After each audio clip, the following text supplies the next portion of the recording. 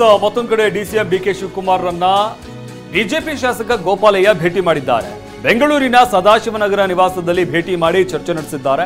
Mahalakshmi layout ಕ್ಷೇತ್ರದ ಶಾಸಕ ಗೋಪಾಲಯ್ಯ ತೀವ್ರ ಕುತೂಹಲ ಮೂಡಿಸಿದೆ. ಗೋಪಾಲಯ್ಯ ಅವರ ಈ ಒಂದು ಭೇಟಿ ಡಿಸಿಎಂ ಡಿಕೆ ಶಿವಕುಮಾರ್ ರನ್ನ ಭೇಟಿ ಮಾಡಿ ಮಾತುಕತೆಯನ್ನು ನಡೆಸಿದ್ದಾರೆ ಅಂತ ಹೇಳಲಾಗ್ತಾ ಇರುವಂತದ್ದು. ಹಾಗಾದ್ರೆ ಯಾವ ಕಾರಣಕ್ಕಾಗಿ ಭೇಟಿ ಆದ್ರೆ, ಯಾಕಂದ್ರೆ ನಿವಾಸಕ್ಕೆ ಹೋಗಿ ಭೇಟಿ ಮಾಡಿ ಚರ್ಚೆ ಮಾಡಿದ್ದಾರೆ ಅಂತಂದ್ರೆ ಏನ್ ಕಾರಣ ಇರಬಹುದು, ಏನ್ ವಿಚಾರಗಳು ಚರ್ಚೆ ಆಗಿರಬಹುದು ಅನ್ನೋದು ತೀವ್ರ ಕುತೂಹಲವನ್ನ ಮೂಡಿಸ್ತಾ ಇದೆ.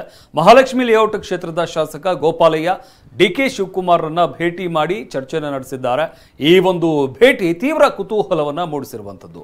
ಇತ್ತೀಚೆಗೆ ತಾನೇ ಗೋಪಾಲಯ್ಯ ನನಗೆ ಕರೆ ಬೆದರಿಕೆ ಬಂದಿರುವಂತಹ ವಿಚಾರಕ್ಕೆ ಸಂಬಂಧಪಟ್ಟಂತೆ ಅಲ್ಲಿನ ಮಾಜಿ ಕೌನ್ಸಿಲರ್ ಒಬ್ಬರು ಜೀವ ಬೆದರಿಕೆ ಹಾಕಿದ್ದಾರೆ, ಅವಾಚ್ಯ ಶಬ್ದಗಳಿಂದ ನಿಂದಿಸಿದ್ದಾರೆ ಅಂತ ಸ್ಥಳೀಯ ಕಾಂಗ್ರೆಸ್ ನಾಯಕರ ವಿರುದ್ಧ ದೂರು ನೀಡಿದ್ರು. ಇದರ ಬೆನ್ನಲ್ಲೇ ಡಿಕೆ ಶಿವಕುಮಾರ್ ಭೇಟಿ ಮಾಡಿರುವಂತದ್ದು ಒಂದ್ ಕಡೆ, ಮತ್ತೊಂದು ಕಡೆ ಚುನಾವಣೆ ಕೂಡ ಹತ್ತಿರದಲ್ಲಿರುವಂತದ್ದು.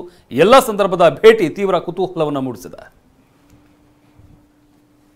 ಇನ್ನು ಬಿಜೆಪಿಯಲ್ಲಿ ಕುತೂಹಲ ಮೂಡಿಸಿದಂತ ಸೋಮಶೇಖರ್ ನಡೆ ಬಿಜೆಪಿಗಿಂತ ಕಾಂಗ್ರೆಸ್ನ ನಾಯಕರ ಜೊತೆಗೇನೆ ಬಹಳ ಹೆಚ್ಚಾಗಿ ಓಡಾಡ್ತಿದ್ದಾರೆ ಸೋಮಶೇಖರ್. ಇದೀಗ ಒಂದು ಫೋಟೋನ ನೋಡ್ತಾ ಇದ್ದೀರಾ. ಒಂದು ಕಾರ್ಯಕ್ರಮಕ್ಕೆ ಒಂದೇ ವಿಮಾನದಲ್ಲಿ ಇಬ್ಬರು ಕೂಡ, ಖಾಸಗಿ ವಿಮಾನದಲ್ಲಿ ಇಬ್ಬರು ಕೂಡ ಹೋಗಿದ್ದಾರೆ ಮಂಗಳೂರಿನ ಒಂದು ಕಾರ್ಯಕ್ರಮಕ್ಕೆ. ಸೊ ಮಂಗಳೂರಿನಿಂದ ಬೆಂಗಳೂರಿಗೆ ಇಬ್ಬರು ಕೂಡ ಒಟ್ಟಿಗೆ ಪ್ರಯಾಣ ಮಾಡಿರುವಂತ ಒಂದು ಫೋಟೋ ಇದು. ಜೊತೆಗೆ ನೆನೆಯಷ್ಟೇ ಜನಸ್ಪಂದನ ಕಾರ್ಯಕ್ರಮ RR ನಗರ ಭಾಗದಲ್ಲಿ ನಡೆಯಿತು, ಜ್ಞಾನಭಾರತಿ ಮೈದಾನದಲ್ಲಿ. ಅಲ್ಲೂ ಕೂಡ ಡಿಕೆ ಶಿವಕುಮಾರ್, ಡಿಕೆ ಸುರೇಶ್ ಇಬ್ಬರ ಕೆಲಸದ ಬಗ್ಗೆ ಕೂಡ ಮುಕ್ತ ಕಂಠದಿಂದ ಸೋಮಶೇಖರ್ ಹೊಗಳಿದ್ದಾರೆ. ಸೊ ಅಭ್ಯರ್ಥಿ ಪರ ಪ್ರಚಾರ ಕೂಡ ಮಾಡಿದ್ರು. ರಾಜಾಜಿನಗರದಲ್ಲಿ ಕಾಂಗ್ರೆಸ್ ಅಭ್ಯರ್ಥಿ ಪರ ಪ್ರಚಾರ ಮಾಡಿದ್ದಕ್ಕೆ ಸಮರ್ಥಿಸಿಕೊಂಡಿದ್ದಂಥ ಬಿಜೆಪಿ. ಇನ್ನೊಂದು ಕಡೆ ರಾಜ್ಯದ ಬಜೆಟ್, ಸಿದ್ದರಾಮಯ್ಯನವರ ಬಜೆಟ್ ಬಗ್ಗೆಯೂ ಕೂಡ ಬಹಳ ಒಳ್ಳೆ ಮಾತುಗಳನ್ನ ಯಶವಂತಪುರದ ಶಾಸಕರು SD ಸೋಮಶೇಖರ್ ಮಾತನಾಡಿದ್ರು. ಹಾಗಾಗಿ ಸೋಮಶೇಖರ್ ಹೇಳಿಕೆ ಮೇಲೆ, ಕಾಂಗ್ರೆಸ್ ಮೇಲೆ ನಿಮ್ಮ ಮನಸ್ಸು ಇದೆ ಅಂತ ಪ್ರಶ್ನೆ ಕೇಳಿದಾಗ, ನನ್ನ ಮನಸ್ಸು ಯಶವಂತಪುರ ಕ್ಷೇತ್ರದಲ್ಲಿದೆ, ಜನತೆಯ ಬಳಿ ನನ್ನ ಮನಸ್ಸಿದೆ.